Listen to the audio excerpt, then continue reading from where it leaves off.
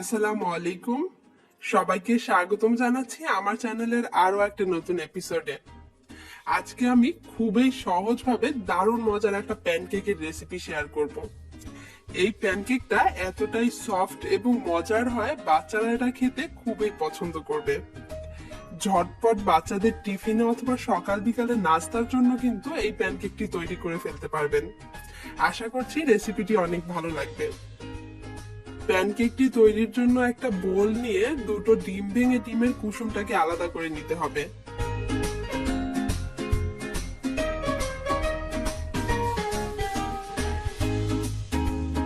আলাদা করে রাখা কুসুমের মধ্যে দিয়ে দিচ্ছি 1 টেবিল চামচ পরিমাণ চিনি, লিকুইড দুধ দিয়ে দিলাম 1 টেবিল চামচ, লবণ দিয়ে দিচ্ছি 1 চিমটি পরিমাণ এবং রান্নার তেল দিয়ে দিচ্ছি 1 টেবিল চামচ।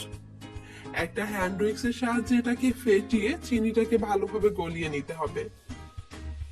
কিছুক্ষণ সময় ধরে ফেটানোর পর চিনিটা এখন খুব ভালো করে গলে গেছে।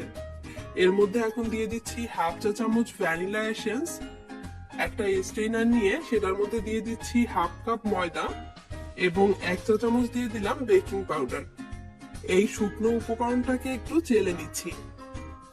চেলে নেওয়া হয়ে গেলে ব্যাটারের সাথে এই শুকনো উপকরণগুলোকে হ্যান্ড উইক্স দিয়ে ভালোভাবে মিশিয়ে নিতে হবে। দেখুন, এই ব্যাটারটা এরকম হয়েছে। আপনাদের যদি ব্যাটারটা আরো একটু শক্ত হয় তাহলে এখানে সামান্য পরিমাণ লিকুইড দুধ অ্যাড করে দিতে পারেন। ব্যাটারটাকে একটা সাইডে রেখে দিচ্ছি। এখন ডিমের সাদা অংশটাকে একটা ইলেকট্রিক বিটারের সাহায্যে বিট করে ফোম বানিয়ে নিতে হবে। এই ডিমের মধ্যে আমি 2 টেবিল চামচ পরিমাণ চিনি অল্প অল্প করে অ্যাড করব এবং বিটারের সাহায্যে বিট করে ফোম তৈরি করে নিব। কয়েক মিনিট সময় বিট করার পর এটা একদম পুরোপুরিভাবে ফোম হয়ে গেছে। এখন আগে থেকে তৈরি করে রাখা ব্যাটারের মধ্যে অল্প অল্প করে ডিমের ফোম অ্যাড করে নিয়ে আলতো হাতে মিশিয়ে নিতে হবে। একদম আস্তে আস্তে মেশাতে হবে যাতে এই ফোমটা নষ্ট হয়ে না যায়। সবটুকু ফোম এভাবে আলতো হাতে মিশিয়ে নিচ্ছি।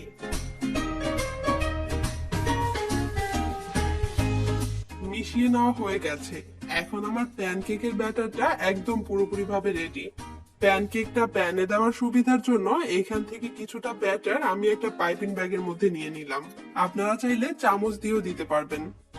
চুলা একটা প্যান বসিয়ে নিয়ে এটাতে কিছুটা বাটার ব্রাশ করে দিচ্ছি। আপনারা চাইলে এখানে তেলটাও ব্যবহার করতে পারবেন। এক্সেস বাটারটা একটা টিস্যু পেপারের সাহায্যে ভালো করে একটু প্যান থেকে মুছে নিচ্ছি। এখন পাইপিং ব্যাগ থেকে প্যানের মধ্যে এভাবে এক একটা প্যানকেক দিয়ে দিলাম। আপনারা চাইলে এটা চামচ দিয়েও দিতে পারবেন, তবে চামচ দিয়ে দিলে সুন্দরভাবে গোল নাও হতে পারে। তাই আপনাদের বাসায় যদি পাইপিং ব্যাগ নাও থাকে তাহলে আপনারা যে কোনো একটা নর্মাল পলির মধ্যে ব্যাটারটা ঢুকিয়ে কিন্তু এই প্যানকেক গুলো তৈরি করে নিতে পারেন। আমি এখানে 3টা প্যানকেক দিয়ে দিলাম। এখন একটা ঢাকনা দিয়ে ঢেকে চুলার আঁচ একদম লোয়ে রেখে অপেক্ষা করছি 5 মিনিট সময়।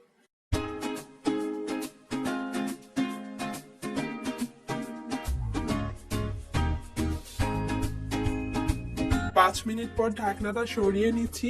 দেখুন, এই প্যানকেকটা কিন্তু অনেকটাই ফুলে গেছে। এখন আমি এটাকে সাবধানে একটু উল্টে দিচ্ছি অপর পাশটা বেক হয়ে যাওয়ার জন্য। দেখুন কালারটা কতটা সুন্দর এসেছে।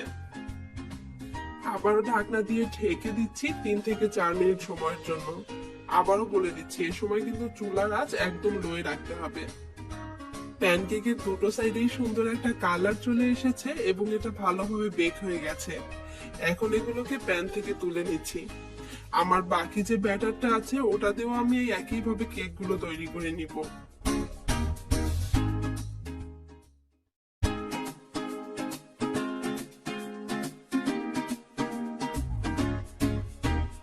এই প্যানকেকটা তৈরি করা কিন্তু খুবই সহজ। দেখতেই পেলেন কত সহজেই আমি এই প্যানকেকটা তৈরি করে ফেললাম। আর এই কেকটা কিন্তু একদম পুরোপুরি ভাবে সফট হয়। বাচ্চারা তো এটা খুবই পছন্দ করবে। আপনারা দেখেই হয়তো বুঝতে পারছেন এটা কতটা সুন্দর হয়েছে। ওপর দিয়ে আমি কিছুটা মধু দিয়ে এটাকে পরিবেশন করছি। আপনারা চাইলে বাচ্চাদের পছন্দের চকলেট সিরাপও ব্যবহার করতে পারেন। দেখুন এই প্যানকেকটা কতটা সফট। আশা করছি আপনারাও বাসায় ট্রাই করবেন এবং কমেন্ট বক্সে আমাকে জানাবেন কেমন হয়েছিল। পরবর্তীতে আবারও দেখা হবে অন্য কোনো নতুন রেসিপির সাথে। সবাই ভালো থাকবেন।